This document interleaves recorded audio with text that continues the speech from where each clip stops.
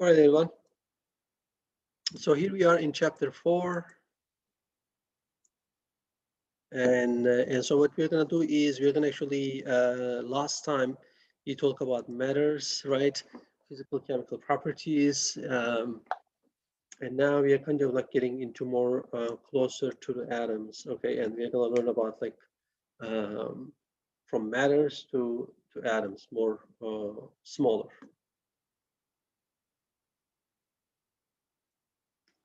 And so again, this is the first,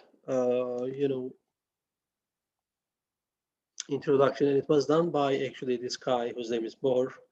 Okay, and I'm not really like so into the memorization. Again, you don't have to memorize like what the Bohr atom model tells us, but initially, it was thought that there was actually protons, right? And there was electrons, and how we came to this conclusion is that there was actually first, if you read your book, there's a lot of information, but there was actually first Thomson, right, who did the Thomson experiment, and what he did was he used actually, again, I'm not going to go into details, but he used actually some sort of like electromagnet here, right, plus charges and negative charges, kind of like a large tube, right? This was like a large tube, and then he kind of like, this is again, everything is under vacuum, right? There is no like escape, right? Electrons or protons or subatomic particles cannot escape, and then he used some sort of like a metal, right? This is our metal, let's say, and then he kind of like ignited, right? He ignited something here, right? By applying the electricity here like that. And then so these particles kind of like pass through here, right? But what he observed was that if these particles were no charge, it wouldn't be like moving around, right? It will be directly like hitting here. And obviously he was also measuring, whatever the particle was hitting here, right? But what he observed was that these particles was actually making a curve, right? So since we were using like a negative plate and positive plates, these particles were actually moving towards the positive plates like that, right? Like deflecting, right? It was deflecting like that. And then he concluded that this must be a negative charge because we know that the negative charge are repelling each other. And if it's a positive charge, we are kind of like attracting each other, right? And then he concluded that these particles must be negative charge. And at that time, he actually called them a cathode rays, and he didn't know electrons at that time, but it turned out to be an electrons.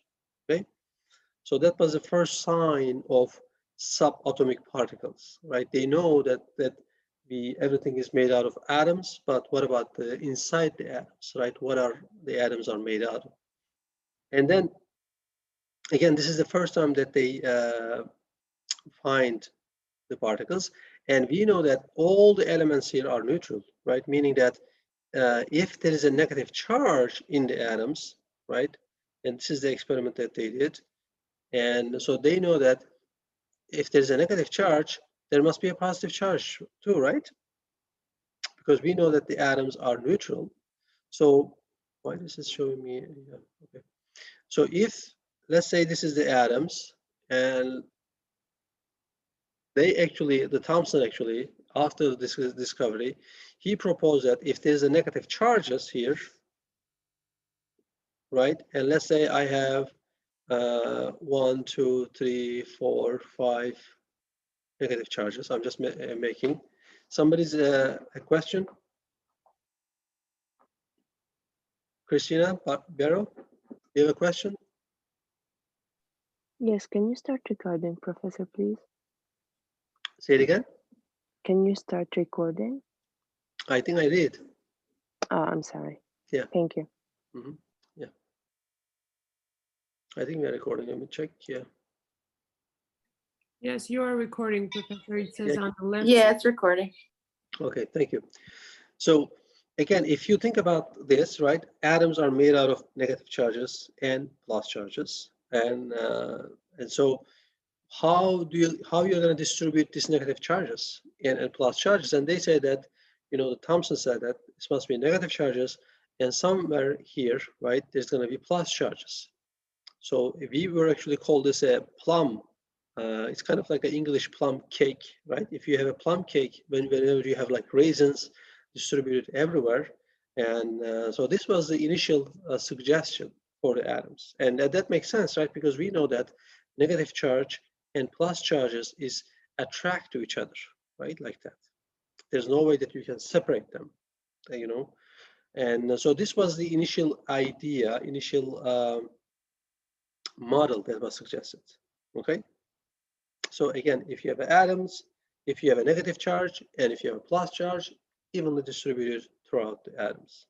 And later on, after this, so this was actually, again, Thomson experiment. This was Thomson. Again, sorry for my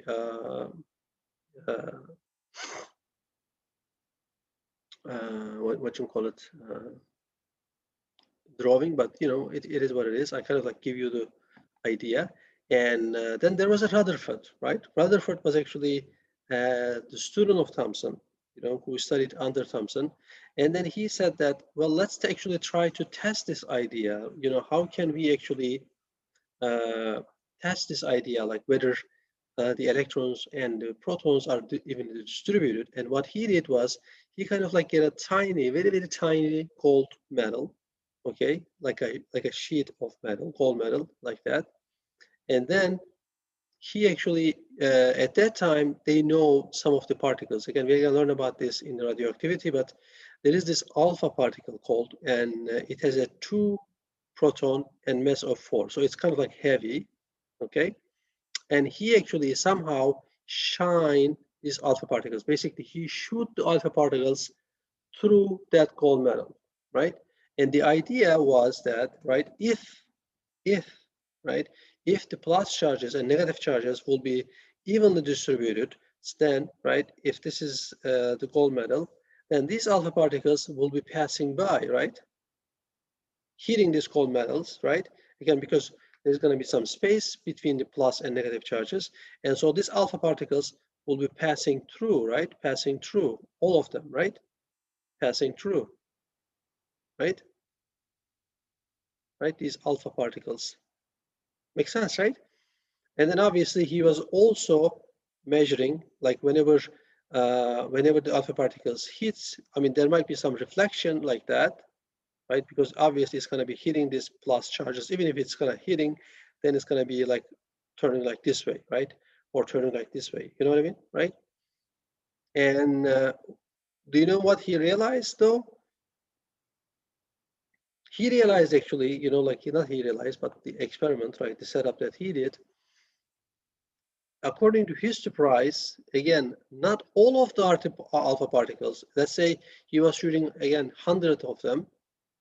Not all of them actually pass through these alpha particles, but some of them, like between 1 to 5%, it was actually hitting back like that, like this is the alpha particles, right? It was hitting the gold sheet, and it was coming back to here like that. Make sense? And like that. And he was actually surprised, and in his role, in his notes, he said that it is as if you are shooting a paper. Let's say you have a paper, right? And then you are shooting a paper with a bullet, right? You have like a gun, right? I don't know what kind of gun. I think we have, you might have some more knowledge, but imagine you have a paper, right? And then you're shooting with a gun, right? What would you expect? Right? The bullet should be actually tearing apart the paper, right? And then just destroying it, right? But he said that it is as if you are shooting a paper and the bullet is actually hitting back to you, right? So it's hitting the paper and hitting back to you, right? That was that much actually a surprise. And so what he realized, right? What's the conclusion of this experiment then? What can you conclude? Anyone?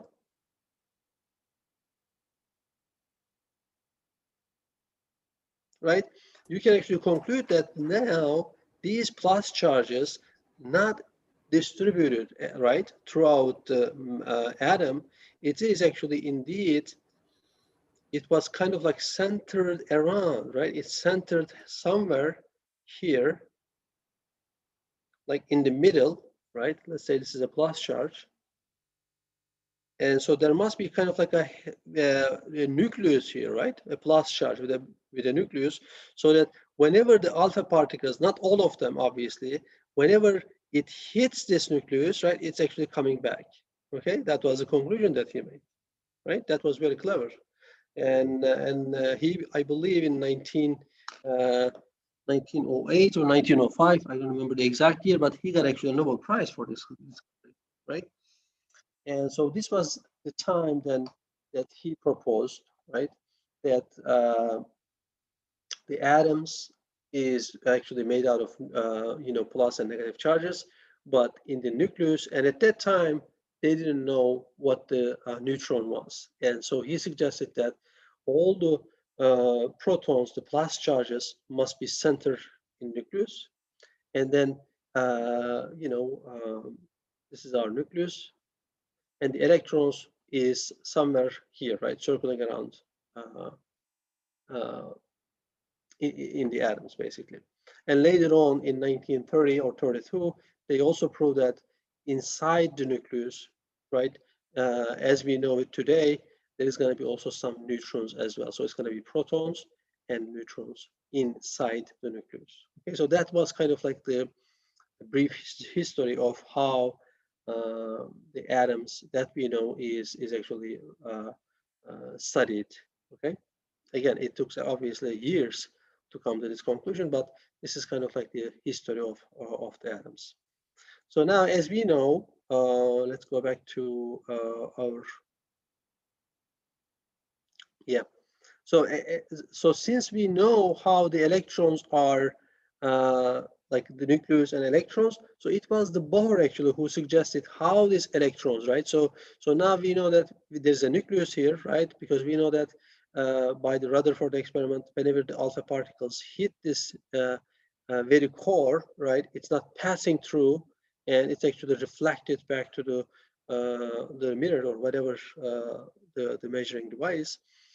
So what are the electrons, like how the electrons are going to be then? Are they going to be like evenly distributed like that, like the Plum model that we've seen? Or are they going to be like circling in a, defined shells? Okay, so it was the Bohr actually who suggested then if the protons and neutrons are in the nucleus, then the electrons are going to be like circling around, right? In a place that we call shell, okay? And if you can think about our solar cell, it's kind of like our solar cell, right? We have a sun and the Earth and the Mars and all the other, planets that are actually circling around, okay? It turned out to be not true later on, but again, it kind of like give the, it kind of like satisfy how we are actually understanding the atoms. Okay, so now you can actually tell that if there is a nucleus inside, right, this is the nucleus, and so the electrons are actually circling around, right? This is how the Bohr atom model is actually explained. All right, any questions so far? And so if you look at the energy of the electrons, right? If you look at the energy of the electrons, we are going to be obviously, right, if you have only, this is the hydrogen, and you have only one proton, right? We know that from the isotopic notation, V1, it means that you have one proton, and if you have one proton, this must have one electrons, so there's only one electrons. But what happens if you have 10 protons? What happens if you have 12, 10, 20, And so then he suggests actually using this 2n squared. I'm not sure if you are going to be, yep, okay, here we are. So he suggested to use 2n square rule, okay? And according to this 2n square rule, if you're in the first energy level, right, so it's going to be 2 times 1 square is 2 electrons, right? So in the first energy level or first shell, you can have up to 2 electrons, right? If you're going to have the third electrons, then you cannot put the third electrons in the first shell. You have to move to the second shell, okay? So in the second shell, again, if the 2n square rule applies, 2, and if the n is 2, 2 squared is 2, right? So it's going to be 8 electrons. So in the second shell, which is here 2, you can actually put up to 8 electrons, right? So if you need the space, then you are actually filling the second shell, okay? And then so on and so forth, right? And if you have hundreds of protons, then it means that you have 100 of electrons, then you're going to just fill all the shells up to 100, according to, again, this 2n square rule. And in chemistry, we use this first shell, second shell, third shell, but if you do actually, if you're going to go to X-ray, and I'm sure some of you are going to probably explore those career opportunities. I think, in the X-ray, like in the technicians, and whenever you study X-rays, they use actually these letters for some reason. I don't know why, but just so you know, like the first one is starting from the K, letter K, and then it just goes with the alphabetical order, right? The second one is L, third one is M, etc. Okay, just a side note. All right, any questions? Okay, cool. All right, we talk about 2n square rule. Very good. And again, this is the energy levels. It can be, again, this is the application of 2n square rule, right? 2n square rule. So if you have 3, you get the idea, right? 3 squared is 9. So you can up to have 18 electrons.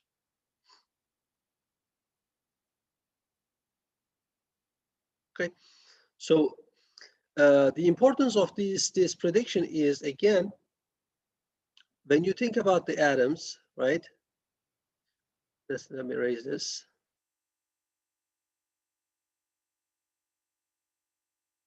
And this, by the way, if I can give you, I just read this like this week actually.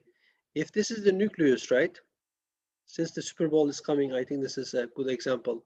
Imagine a football field, okay? Imagine the MetLife. I never been there, but I passed by several times. So imagine the football field. That's your atom, right? The size of the atom. And you know what's the size of the nucleus? It's kind of like the fly. Imagine a fly in the center. That's the nucleus, okay? If you want to kind of like comprehend, like one-on-one analogy, right? So if this is the nucleus, right? The blue, again, it's not the one-on-one in drawing, but it's a fly, kind of like flying in the center, let's say. And then the whole football stadium is your atom, right? So this is how large it is comparing to nucleus, and how small the nucleus is comparing to all atom. So it's basically it's empty space in a way, really. And again, the electrons are circling around. And so the prediction of Bohr atom model is, again, let's say you have, this is the nucleus. Let me try my drawing a little better. And let's think about it like sodium here, okay? And if I come to here, again, we know that even if you don't know, right, you can actually read right now the periodic table. And we know that this top bottom, 11 here, right? What is that telling you? That's telling us that it has 11 proton. If it's 11 proton, how many electron do you think it's going to have? 11. 11, right? If it's a what you call it, neutral, right? And so let's place them, okay, according to 2n plus rule. And let's actually do it here, because I'm going to need some space here. So let's say this is our nucleus, okay? And I'm going to place the electrons. So in the first shell, how many electrons did I need to put? 2. 2, right? 2n squared. And now I need to put more because I need to put 11 electrons, right? Because sodium has 11 protons. It must have 11 electrons. And so if I move up to second shell, let's say this is my second shell again. Sorry, my drawing is not as good as yours, but you get the idea, right? So this is second shell. How many electrons do I need to put? 8. 2n squared, and n is 2, right? So it's going to be 8 electrons. So let's put them 1, 2, 3, 4, 5, 6, 7, 8. Okay. So now I have 2 plus 8, right? 2 plus 8 is 10, but I need one more, right? See, look at the 11. So I need to go to the third shell because now I cannot put more than 8 electrons. We are done. Okay, you don't have any space. Imagine you have a bookshell, right? You are putting the books, and whenever the bookshell is up, you're going to up the next one, right? Just like that. And so you have to go to the third shell, right? Let's go to third shell. And this is my third shell. And it's not as good as yours again, but you get the idea, right? So this is my third shell. Okay. And then all I need to do is just place 1 electrons here, right? Mhm. Okay. So this is actually how, again, the electrons is going to play out. Whenever you want to put them, the electrons, this is how the electrons is going to play out. So when you think about it, the sodium elements, right? And we talk about like sodium chloride, the salt all the time.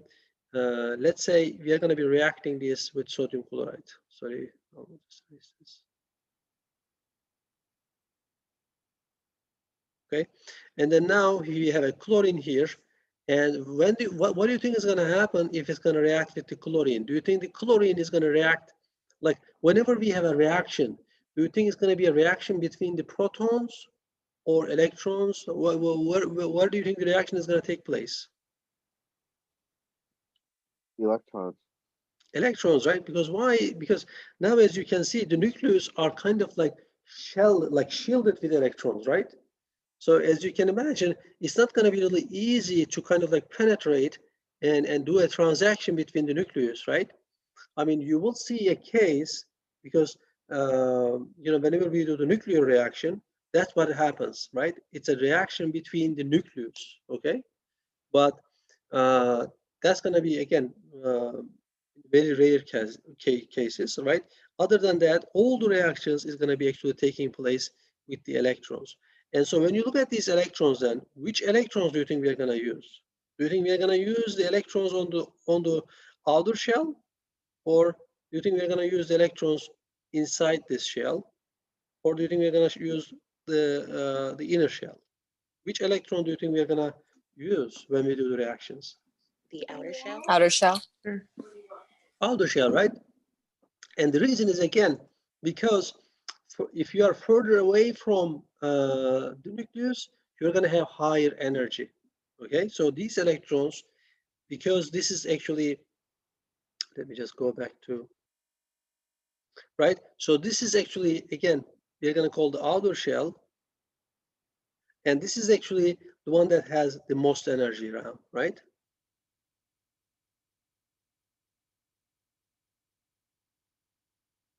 Okay, energy level is higher actually. So therefore, it's the unstable one, right? So you just want to get rid of that one so that you can be a stable, element at the end. Make sense? So again, if you look at these, then we're going to call this actually outer shell, and there's a technical term that we use actually. We are going to call this a valence electrons too. Valence. So valence electron means that the electron that you have in your outer shell, okay? And so again, these two chapters kind of like intertwine. Maybe it's a good time to talk about it. So when you look at the periodic table, right, we are actually, if you look at sodium, right, sodium is how many electrons in the outer shell? It is 1 electrons, right? So now if you look at this first group here, all of these atoms is going to have 1 electrons in their outer shell. If you don't believe me, look at hydrogen. Hydrogen is only 1, right? And so if you do the hydrogens, it's just 1, right? If I want to draw the shells, this is 1 electrons, and this is hydrogen is 1 shell, and that's his other shell, right? So it's the valence electron is 1. If you look at lithium, let's look at lithium. Again, I'm just applying 2n square rule. So the first shell is 2, and then because lithium is 3, right? I need to add 1 more. See, I'm still getting 1 electrons in the last shell, right? And the sodium, we just did the sodium, and you can do the potassium if you want to. It's the same thing. Okay. So now, if you look at the second one, second group, this is telling you that this guy has 2 electrons in the outer shell, right? So if you look at beryllium, for instance, now,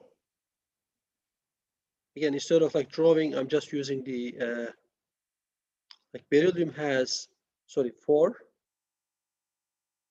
So therefore, it's going to be 2 and 2, right? So this is the last shell, and again, it has only 2 electrons. Magnesium, 12. So it's going to be what? 2, 8, 2. See that? There's still 2. Okay, so this is actually, again, why we have this, because if you have an atom which has the same valence electrons, like sodium and lithium, then we are going to say that they're going to be actually acting similarly in the reactions, okay? And that's why we are putting them under this group 1. So we can say that these elements are going to be actually reacting in a very similar fashion, I can suspect, okay? And same thing happens with this second group, right?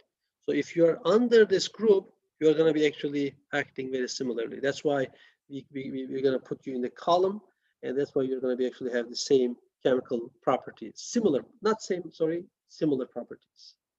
Okay, and so this is again the beauty of the periodic table. We're going to talk about this in a following chapter, but you can actually pass this transition metal. Now let me eliminate this. So these are, again, we're going to call you transition metals if you are here. Transition metal. Because we know that this was remember the last chapter? We have a stairways here. If you are left of the stairways, you are a metal. And if you pass the stairways, if you pass the transition metal, again, same thing. And by the way, somehow I have 13 here, but this is actually, you don't have to see the ones, okay? Let's eliminate the ones. It's just, yeah. I think they add the transition metal here, and that's why they ended up like 13. But now, again, we are jumping the transition metal. Now it's 3, right? So these guys is going to have, again, 3 electrons in the valence shell, 4 electrons, 5 electrons, 6, 7, and look what happens here. See, 8 electrons, right? The only exception here is, again, helium, because helium is smaller, right? It doesn't have 8. But so if you look at these, right, we are going to call this again a noble gases. And this is actually why we have reactions happening, right? Because we have these noble gases where they have 8 electrons in their valence shell. Okay, and it turns out that if you have 8 electrons in your valence shell, you are in a stable condition, right? You are very cool, right? In other words. And that's why we call them noble gases, because they have 8 electrons. They have all the thing they want. And that's why they are not going to react with anything else. And you will never see any chemical compound with helium reacting with like hydrogen, right? Like this, or helium with oxygen. Have you ever seen a compound? No. Or like take argon. We call them actually inert gases because they don't really react with anything else. Why? Because again, they have 8 electrons in their valence shell and they are very happy. And so therefore, everything else here, all the elements, right? They are actually getting a reaction so that they can actually have 8 electrons in their valence shell. All right. I'm trying to sit like straight. All right, let's go back to our slides again. Again, we talk about the outermost shell. And again, here's a little bit information about the periodic table. Again, we are going to call, when you look at the periodic table, it has a lot of information, but we're going to call, if you have a column, right, you have a column like that, that's called actually groups, right? I called you like group A, right? Like group 1, group 2, etc. And then you're going to actually have horizontal rows called periods, right? So if you have like this is horizontal, this is called periods, okay? Period 1, period 2, but most importantly, you're going to look at the group number. We are going to use the group number a lot, right? So group 1, 2, etc. Okay, and yeah, again, these are, if you have an A, we're going to call representative elements, right, to group A elements. It's just a definition, guys, okay?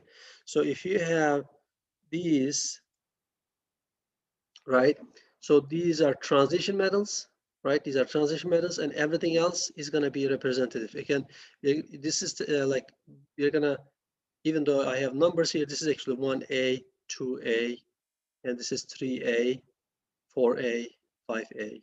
Okay, so these are representative elements again, and everything else is going to be a transition. So here, transition. Okay. Okay, I will talk about it. This. Okay. Okay. So again, I think we are finished with chapter 4, but these are again so intertwined. Let's go back to chapter 5, and this is actually where we are going to talk about chemical bonding a little bit. And so now I can actually go back to my slide again. Okay, so again, we are going to call this transition metals, and why we are kind of like calling this transition metals, because these transition metals is sometimes, right, it changes their valence electrons. Sometimes they're going to have 1, sometimes they're going to have 2. Okay, so that's why we are kind of like past them, right? We cannot really tell if it's 8 here. It doesn't mean that it's going to have 8 electrons. Sometimes it's going to have maybe 7 electrons. You know what I mean? So that's why it's kind of called a transition metal.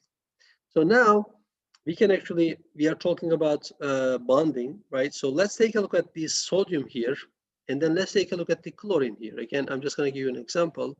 And now let's write the chlorine. And chlorine is 17. And let's put them, these electrons in a shell, okay? So I'm going to have 2 in the first shell, right? And 8 in the second shell, and 7 on the last shell, right? By the way, we're going to call this, again, we can actually learn a little bit about this. So if you are in a group 8, you are noble gases.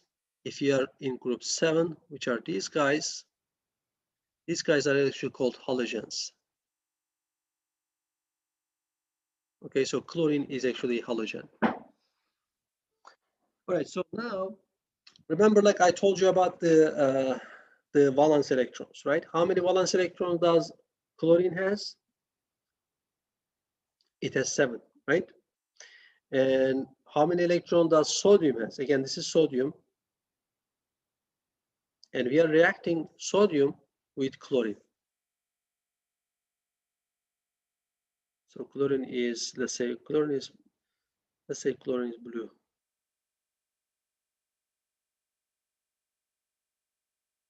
Okay. Again, these are 2 atoms, different atoms, right? And now they're going to do a chemical reaction somehow, right?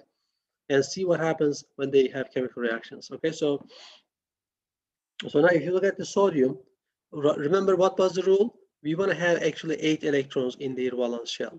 So which one do you think is going to happen? Do you think sodium is one electron, right, in the valence shell?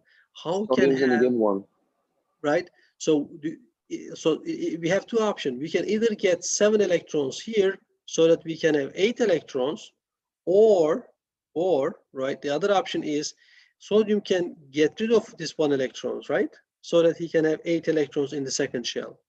Which one do you think is going to be easy for sodium? To get rid of the 1 to have 8 Right. in the second shell. Right? That's going to be easy because again, gaining 7 electrons versus giving 1 is going to be much easier. So therefore, sodium is going to give away these electrons, right? So it's going to give away these electrons, and let's actually use red to indicate. Right, so this is sodium. Sodium is so generous, all right? And so it's going to give this 1 electron to chlorine, right? So now if you look at sodium, look at sodium. Sodium has 11 protons, right? And now it has 2 electrons in the first shell and 8 electrons in the last shell, correct? And how many total electrons does sodium has now? 10. 10. 10. And so do you think it's going to have a neutral compound or it's going to have a charge? So now sodium has 10 electrons, and we know that the protons, it has 11 protons because we cannot really play with the protons. And proton is, what's the proton's charge? Positive. Positive, right? So it has 11 protons and 10 electrons. So what do you think the sodium is going to have as a charge? Positive. Negative. Positive, right? Positive. Again, if you have 11 protons, right?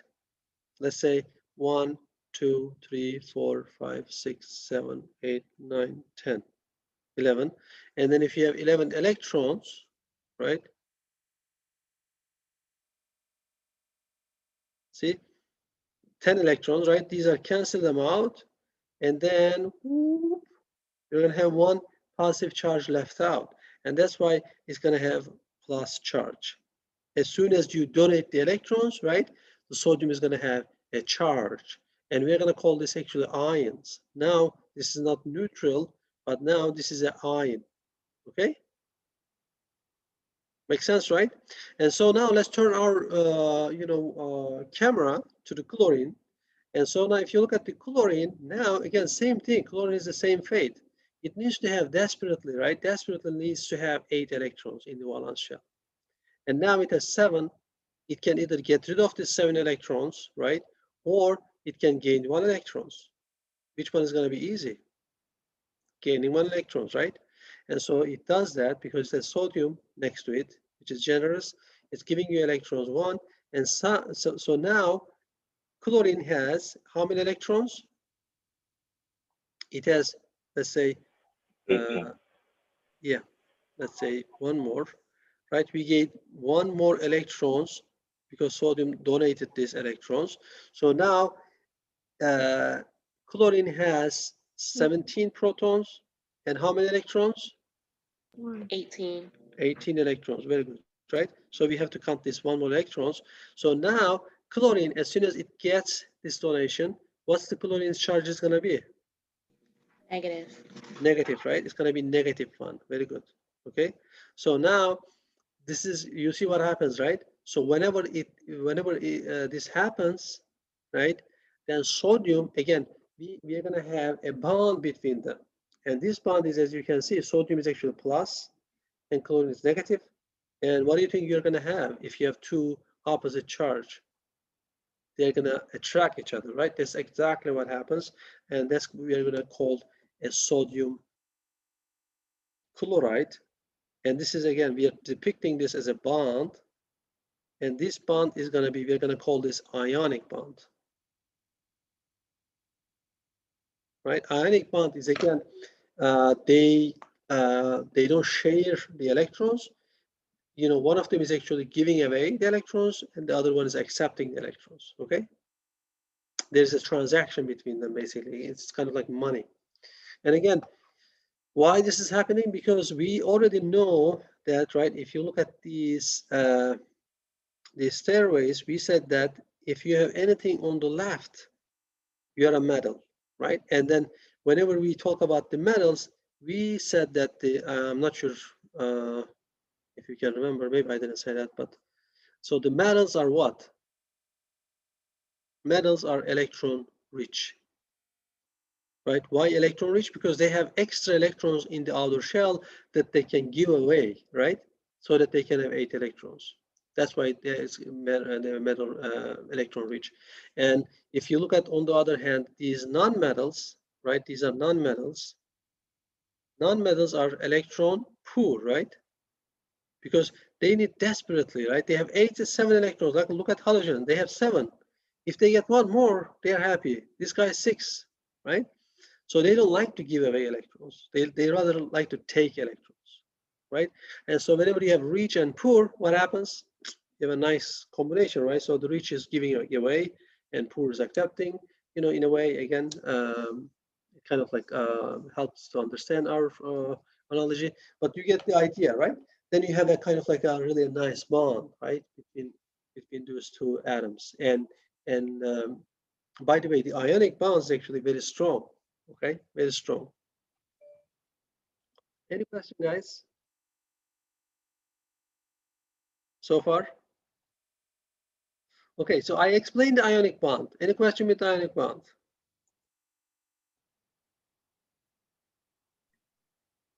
No, Professor. All right, very good. So now let's explain the covalent bond, okay? Can I, I'm gonna raise this part, okay, a little bit. Again, everything is recorded anyway, so you can go back and watch it. Okay, so before jumping into ionic bond, I forgot to mention one more thing here actually, and that's actually, remember we talk about the valence electrons, right?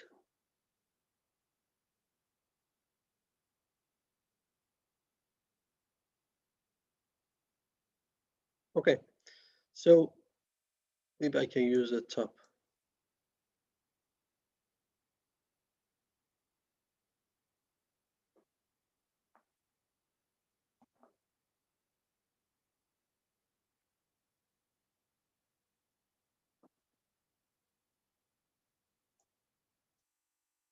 Okay. All right, so again, don't see this one, okay? So this is like group 3, group 4. So the other thing that when we talk about the valence electrons, right? Again, if you look at the periodic table, you can easily tell this is group 1, so this must be have only 1 electrons, okay? But so instead of like really showing and drawing, right? Like when it comes to sodium, instead of showing like 2, 8, 1, right? So there must be an easy way to show this. And in I believe in 1930, there was a French guy, Lewis. His name was Lewis. Maybe you can look it up actually. So he actually proposed an idea to use a dot structure, right? We call dot structure, and he actually said that instead of like showing like this one, right? Hydrogen, for instance, or lithium. Let's take lithium, right? And lithium has how many valence electrons? Instead of, because we know that the other electrons is not really doing anything, right? They are just there. They are just kind of like spectators. And so why not we can just show the outer electrons, right? And so he suggested that, so let's say if you have a lithium, for instance, then we can actually put one dot here, right? Representing that it has only 1 valence electrons. Make sense? And same thing, if you have, for instance, group B, let's say you have magnesium, and then you're gonna put 2 dots, 1 here and 2 here. Make sense? And this is actually what we are calling is the Lewis dot structure. And it turned out to be actually very useful one, because we can actually, especially in order to explain the covalent bond, it really works nicely. And not only it can explain the covalent bond, but also it can give us the information about the structure of the molecule, right? The shape of the molecule. We are not going to be talking about the shape in this chapter or in this class, but if you're going to take in general chemistry, we talk about a lot. Okay, so these are metals, and so let's go to non-metals then. Okay, so if I start from like boron here, right, the boron is going to have then I can skip the boron because I'm not going to be using boron that much. Let's look at the carbon here, right? If you have a carbon, how many valence electrons do you have? 4.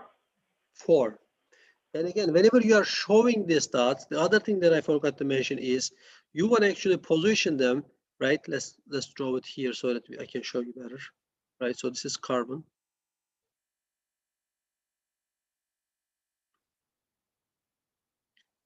Right? We want to position these dots like in each corner, right? So you don't want to be like putting like 2 here and 2 here and that's it, leave it like that. Okay, we don't want to do that. And again, there's a reason for that, because it's a hybridization, right? The electrons is hybridized, and so we want to actually pair them one by one in each corner, like in each side. So you have to do it like 1, 2, 3, 4. Make sense? Okay, that's the proper way of showing the dot structure.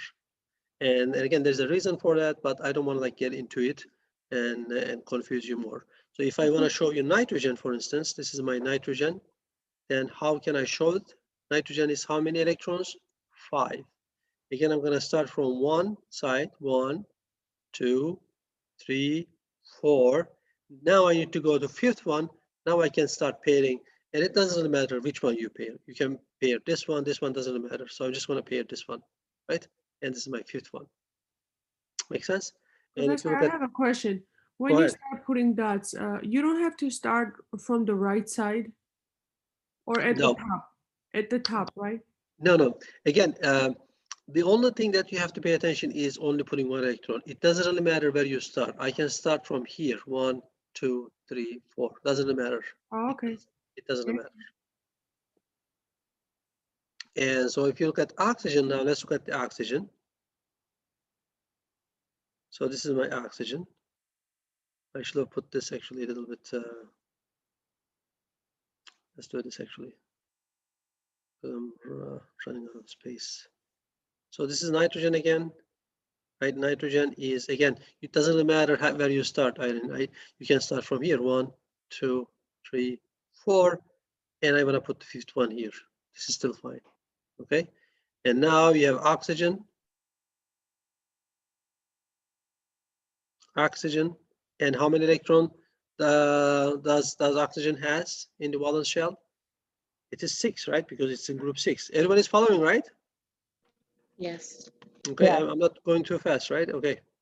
So now we have 6, and it doesn't matter where you start. I can start here, doesn't matter. So 1, 2, 3, 4, and when once you fill up the 4 sides, then you're gonna put the 5th one, and the 6th one. You see that, right? And I'm just doing this so that you understand why we are doing this. But let's actually skip the fluorine. You get the idea. And now let's look at the group 8. And again, I'm just going to skip the helium because helium has only 2 electrons. But if you look at the neon, argon, and krypton, right? Let's look at argon, for instance. It has 8 electrons. And that's actually 1, 2, 3, 4, 5, 6, 7, 8. You see that, right?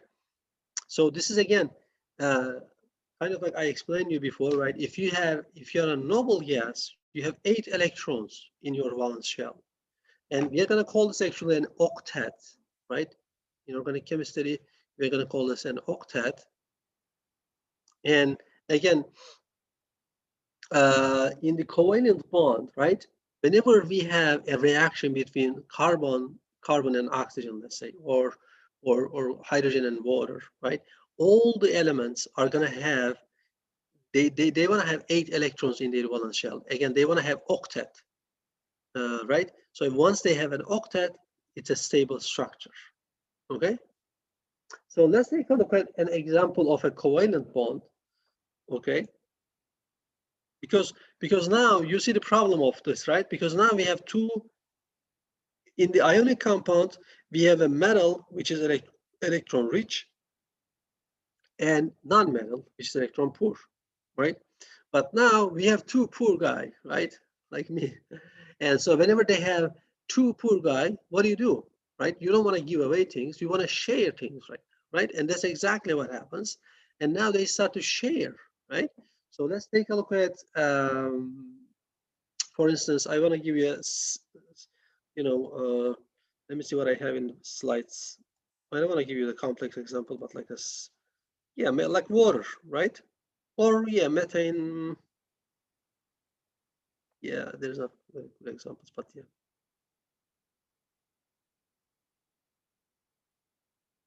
Oops. Yeah, let's take a look at water, for instance, right? So now we have oxygen here, right? So you have oxygen. And again, how many electrons? 6, right? 1 here and 1 here. Okay, so now you see oxygen doesn't have 8 electrons, right?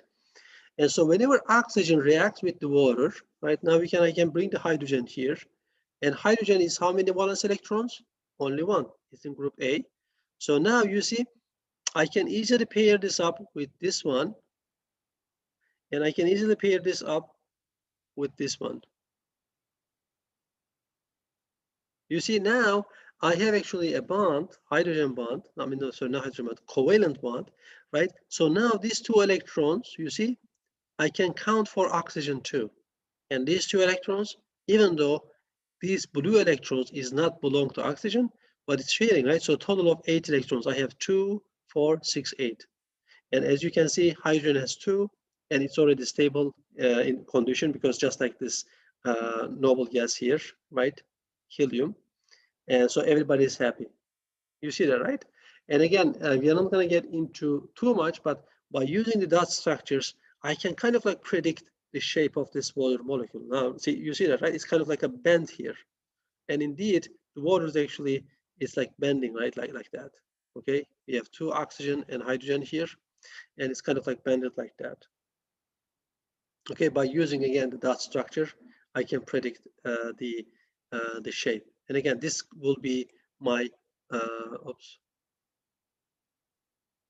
This will be my covalent bond, right? Covalent bond. And why is covalent again? Because they are sharing the electrons. Unlike the ionic bond, there's no transaction between them. Okay, so if I want to give you like another example, like an easy one. So let's say you want to have a methane gas, right? So if you have a carbon, right now carbon has 4, and if I want to react with the hydrogen, now I can bring this hydrogen here, right? And now carbon has 6 electrons, right? But it needs to have 8 electrons, right? In order to have a stable compound. Now I need to put another hydrogen here, another hydrogen here, another hydrogen here. Now you see carbon has total of 8 electrons, okay? And so this will be actually CH4, which is a methane gas. It's a stable compound, basically. Make sense? Or take like ammonia. Let me give you one more example and then I think we could take ammonia. So ammonia we have nitrogen. And what was the nitrogen electrons number? I mean, the valence electron number? 5. 5. 1, 2, 3, 4, 5, right? And now, if I want to make ammonia, which is NH3, I can bring the hydrogens here. 1 hydrogen there, and another hydrogen here. It will turn out nicely, but yeah. And another hydrogen here. You see that, right? Now I have 3 bonds between hydrogen with the nitrogen. And again, this is a covalent bond. And again, if you look at the shape, now we have a lone pair here.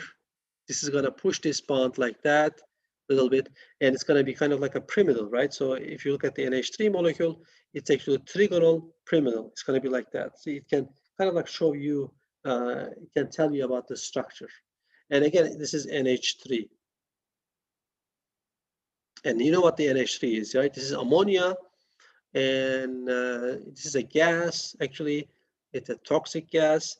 And if you mix this gas with water, what do you get? You get NH4OH minus. This is actually the thing that we use for cleaning, right? What do you call that? bleach. Okay, this is exactly what it is, guys. All right, so this is again a covalent bond. Any question with the covalent bond or ionic bond? No. Everybody's fine? All right, I don't see any thumbs up, but I hope you have your thumbs up.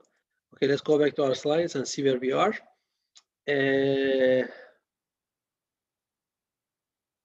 Okay, yeah, we talk about the dot structure, right? Okay.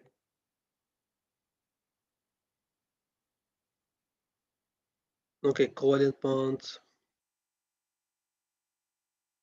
Yeah, these are the example that I made, ionic bond, okay.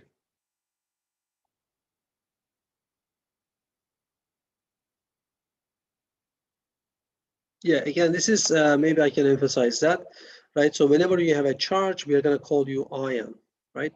Now you're not neutral, right? Because number of proton and electrons are different. So you are not neutral, you are an ion. And again, we are going to learn about how to name this ion, but I think there's just a little bit of information here, but you don't have to worry about now. Now it's not fluorine, right? This is a fluorine atoms, but whenever you have an ion, we change you to fluoride ion. You don't have to worry about this now. This is the next chapter.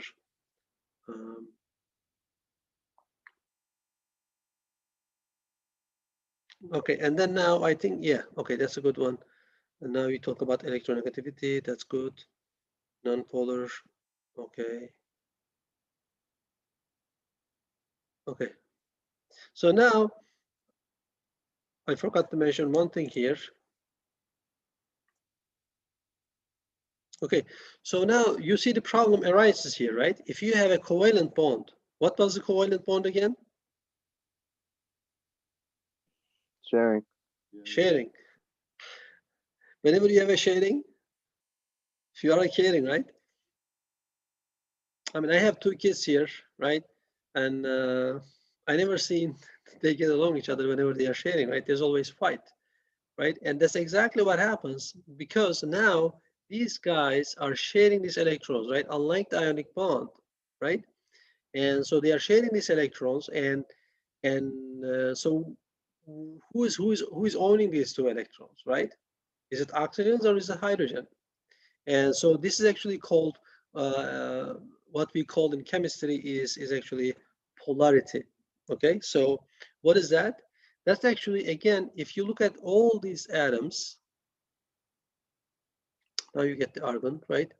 And we already said that all the atoms does wanna, right? They wanna look like argon, right? They wanna look like noble gases. And the reason why is because they wanna have 8 electrons in their valence shell, okay? And so this is actually arising a term that we're gonna call electronegativity. You probably heard about it, electronegativity,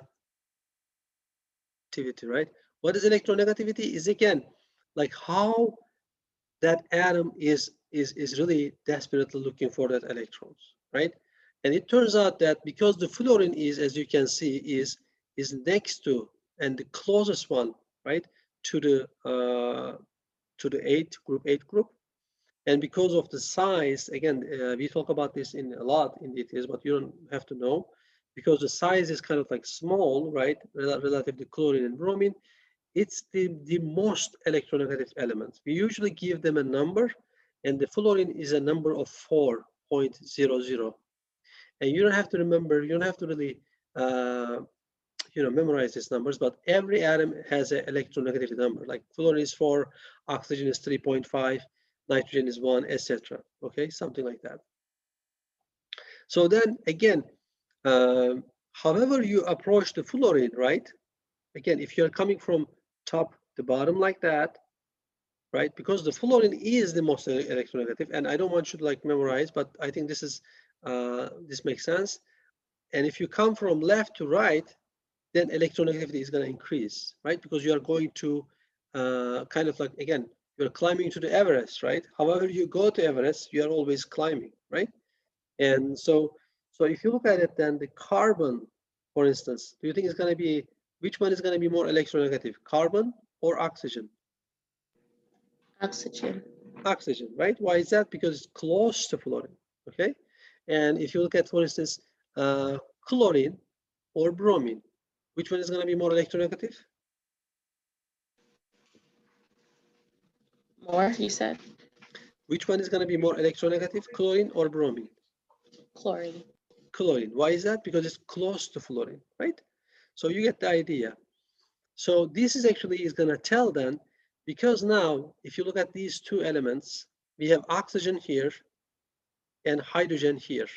Which one is going to be more electronegative? Obviously oxygen, right? Because oxygen is next to fluorine and hydrogen is all the way down to the first A, right? So therefore, right, whenever we have this shading, the oxygen is needing those electrons more than the hydrogen, and therefore the oxygen is going to pull these electrons towards itself. In other words, at the end of the day, these are electrons, and we have clouds, right? So the clouds are going to be like more onto the oxygen. Make sense? And we actually show that with the arrow like that, okay? And so the clouds, right? Imagine these are clouds. It's going to be more onto oxygen. Make sense? And so since we have actually this non-equivalent shading, then this is going to cause another term, right? This is going to cause another term, polarity, right? This is going to create a dipole moment in the molecule now because we have an unequal shading. Make sense? And so unlike the, remember if you were going to have, if this will be an ionic bond, we will be putting a negative charge, right, on oxygen and positive charge on hydrogen, right? But now, since we have a covalent bond, since they are sharing, now again, the oxygen is pulling these electrons, but it's not getting all these two electrons, right? So therefore, it's going to be a partial negative charge on oxygen and partial positive charge on hydrogen, okay? Unlike the ionic bond. And therefore, this is going to cause a polarity, right? And we're going to call this is a polar bond. Make sense? Unless this partial charge and partial negative and partial positive is not going to cancel each other out, right? If they are in a position to cancel each other out, I'm going to show you that in a second, then it's going to be a polar compound. Make sense? So water is going to be actually polar, basically. All right? Makes sense, right?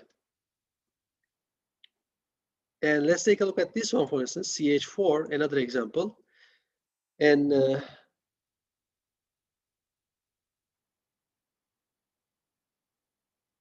okay, now again, which one is going to be more electronegative, carbon or oxygen? I mean, sorry, carbon or hydrogen? Carbon. Carbon, right? Again, hydrogen is not really electronegative here, and so therefore now I'm going to have a partial positivity here, right? Somehow. Now this bond, like carbon is more electronegative, right? So therefore, I'm going to have a pull here like that, right? And same thing here. I'm going to have a pull like that. And same thing here. And same thing here. By the way, guys, let's go back to this oxygen and water. There is actually two things with the polarity, right?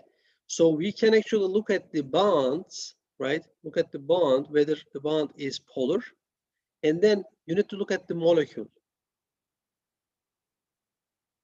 right?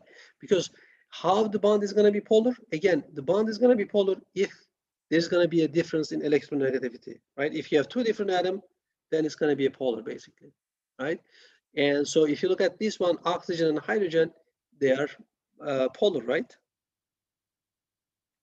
Because you have two different electronegative atoms. They're going to be unequally sharing those electrons, correct? And then what determines if the molecule is polar or not is the structure, right? If it's a symmetric structure, then it's going to be actually those polar bonds may actually cancel them each other out.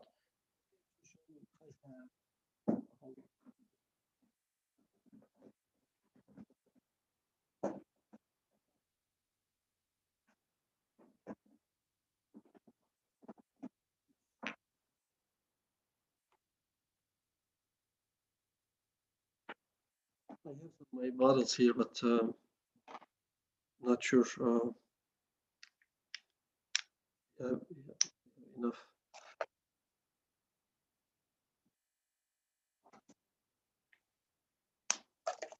Hope you can see it. All right, so again, if the molecule is symmetric, right, or non-symmetric, then it can be polar or non-polar, right? So this is actually either, right? So you will see the difference between actually methane and water. Let me explain the methane first, and then you will see how it's different in water. So this is actually a methane molecule, and as you can see, even though they're actually showing you, like whenever we draw, right, we draw kind of like a plane, right, like a 2D, but it's not 2D actually, it's kind of like a 3D, you see? This is our methane molecule. You have 2 hydrogen coming up like that, 2 hydrogen is going like that, okay? So as you can see now, right, I have a cloud here, right? I have a cloud here, I have a cloud here, I have a cloud here, right? So imagine you have, right, imagine you are kind of like pulling this bond, or you are kind of like, because the carbon is more electronegative, it's kind of like pulling towards itself, right? So this is pulling from here, right, this direction, and this is pulling this direction, and this direction. As you can see, this molecule is perfectly symmetric, right? So therefore, these vectors is kind of like canceling each other out. Make sense? Even though the bond is polar, because now we have a carbon and hydrogen and they are different electronegativity. However, because the structure, as you can see, is perfectly symmetric, the molecule is going to be non-polar. Make sense? But over here, if you look at the oxygen, right, because maybe I can draw the oxygen a little better now. It's kind of like messy now. Let's draw the oxygen again. Right, so we have oxygen.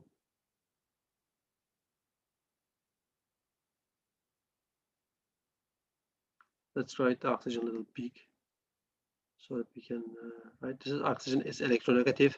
And then we have 2 hydrogen like that, right? Okay. So as you can see, and then we have 2 lone pairs here too, right? 2 lone pairs, because total of 8 electrons. Now you see, we have a pull here and pull here, and these vectors, again, they are not canceling each other out, right? Because there is nothing here that can cancel each other out. Make sense? So therefore, the molecule is going to be also polar. All right.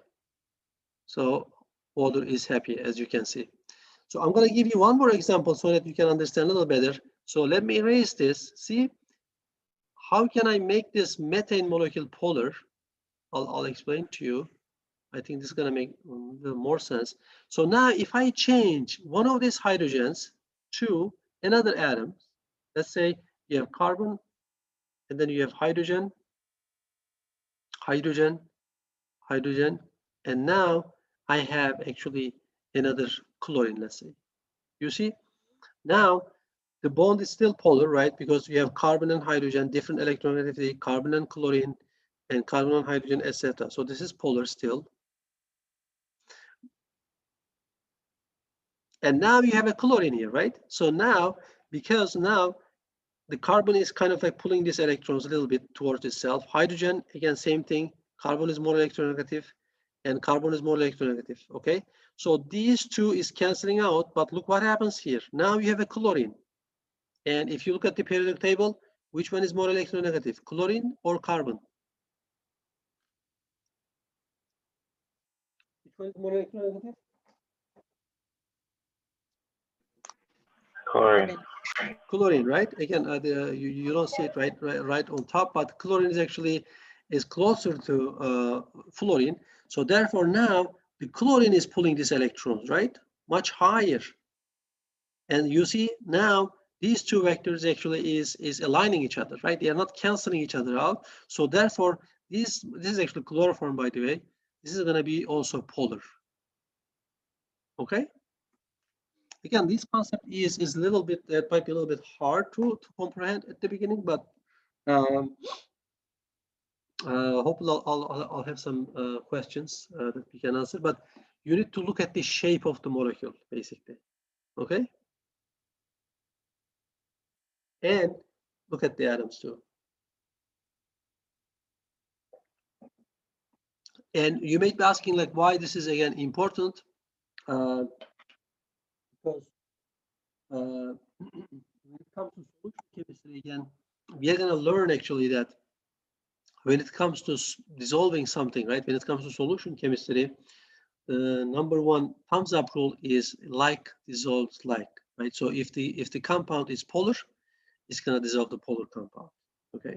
If it's a nonpolar, it's going to dissolve the nonpolar compound. That's why it's going to be important when we do solution chemistry.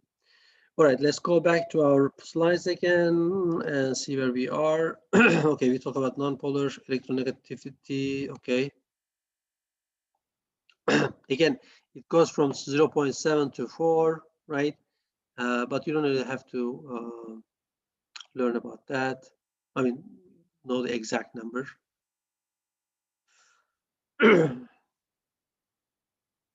And there's also another kind of like scale. It's kind of like a side note, but you know, if the electronegativity differences is greater than 2, then it's most likely you're going to have an ionic compound. Okay. So like hydrogen, I mean, like sodium and chlorine, for instance, right? So it's greater than 2.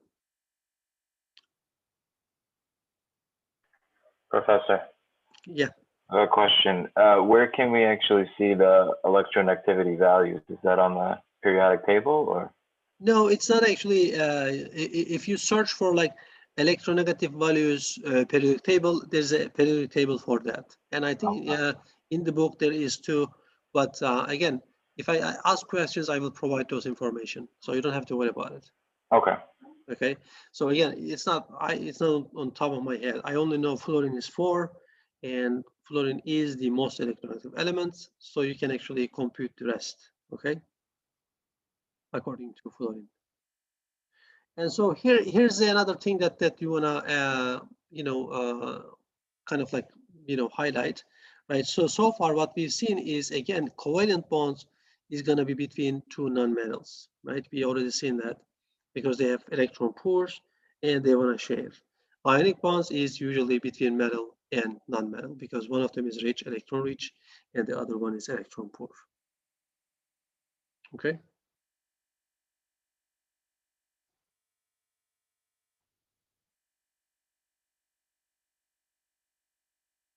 Yeah, as you can see, again, by the dot structure, we can actually look at the, we can kind of like guess the structure of the water. And it turns out that the water actually has a bend, right? Structure of the bend.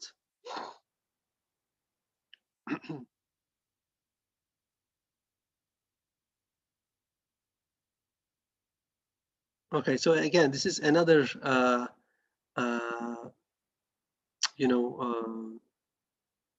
like examples, right? So you can think about like this as a charge, or you can think about a vector. I think, charge is a little harder. So that's why I kind of like give you the vector. And so again, look at this molecule, for instance. This is carbon tetrachloride, just like the methane. So now you have chlorine is pulling towards itself like that, and another chlorine pulling towards like that. And this chlorine is going to pull this bonds towards itself, and this chlorine is going to pull this bonds towards itself. Even though carbon chlorine bond is polar, right? Now these are going to cancel them each other out, right? Because imagine there's one person and four of your friends with equal strength, they are pulling it, right? It's not going to move anywhere, right? Everything is going to cancel them each other out. So you're going to cancel this. So therefore, there's not going to be any differences. So it's going to be a nonpolar. I think I have some question for you guys. Let me. So this is the end. Let me stop sharing. Any questions so far?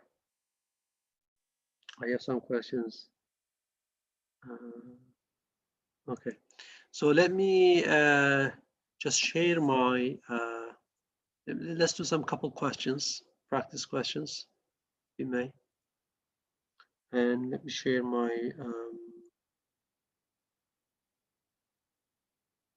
whiteboard only. Okay, and so let's go to.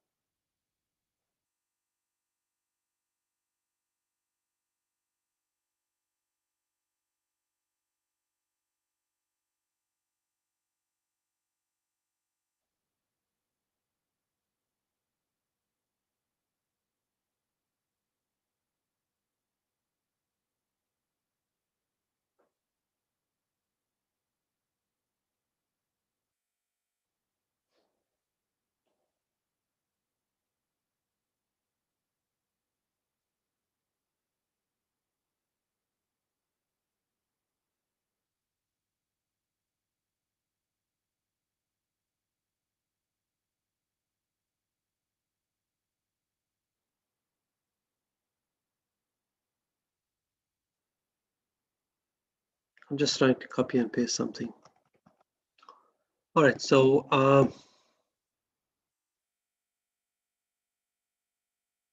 let's take a look at this question first. So I think this is related to what I just talked about it. Let's see if I can copy. Okay.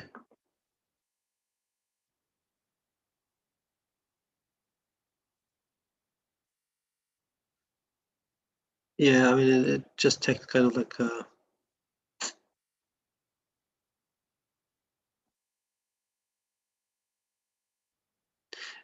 so again, let's say it kind of like mixed it up actually, but yeah, this is actually hydrogen, right? This is carbon, this is nitrogen, and this is oxygen. And so this is actually back to Timothy's question, right? So let's say you have this good question, right? And I'm giving you the elements, right? These is elements, hydrogen, carbon, nitrogen, oxygen, and I'm giving you the electronegativity values of each elements, right? So oxygen is 3.5, nitrogen is 3.0, carbon is 2.5, hydrogen is 2.1. So if you look at these elements, and the question is asking, giving the electronegativity, which covalent single bond is the most polar? In other words, do you think the carbon nitrogen is going to be the polar, more polar than, let's say, nitrogen oxygen bond, or between, I don't know, carbon and hydrogen, or carbon oxygen, or something else, or maybe hydrogen to oxygen? Which one do you think is going to be the most polar?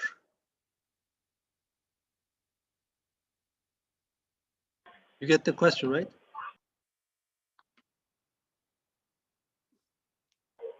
Would it be hydrogen and oxygen because they have the biggest difference?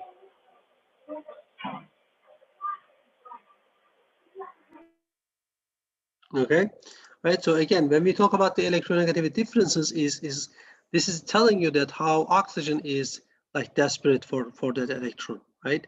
So so ideally, the more the differences is, then it means that the oxygen is going to pull that electrons more strongly, right? And as we look at the numbers between 3.5 to 2.2, right, the differences between these two is the highest, right? So it's like 1.4 differences. So meaning that, again, the oxygen is going to be like really pulling this electron cloud towards itself like that, right? So the hydrogen is going to be really left out, okay? And so as you can see, that therefore this will be like really polar. comparing to oxygen, carbon, carbon, hydrogen, and you know, the other bonds. And clearly, I mean, as you can see, even with the carbon and hydrogen, there's a differences, right? It's 0.4, right, between these two, but it's going to be still polar, but not as much as the OH bond. And this actually, we're going to learn this. This is an alcohol functional group when we do the organic chemistry. And alcohols are actually, because of the OH, also like water, right? Water also has an OH bond. Technically, it's an alcohol, but it's going to be really polar, basically. Okay? Get the idea, right? Okay, good. And let me see, let me look at my questions here.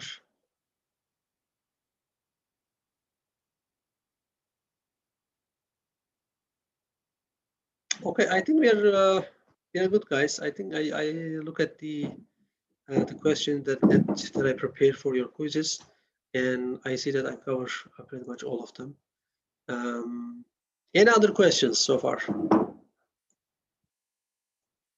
Oops, what did I do? Anything else? Everybody? Yeah, so Professor, I have a question. So this week, we're just gonna have a quiz on chapter 4 and chapter 5, right? Chapter 4 and chapter 5, and also I will publish the what you call it, the first lab. So you're gonna have you need to turn it in the lab, okay? And again, you can find that lab in the assignment. There's gonna be a page or maybe two, and you can actually, there's gonna be instructions, right? And you're gonna go to the website to do the lab, and then you're just gonna, you know, fill in the data or whatever the question here asking, and then you just have to submit that too. Okay.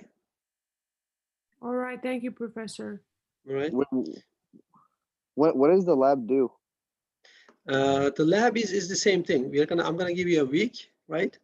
So you can actually turn it into till next Saturday. I think quiz is gonna be on Friday, and for the lab, I can give you like one more day. All right, thank you. Sounds good. Let's stop this recording now.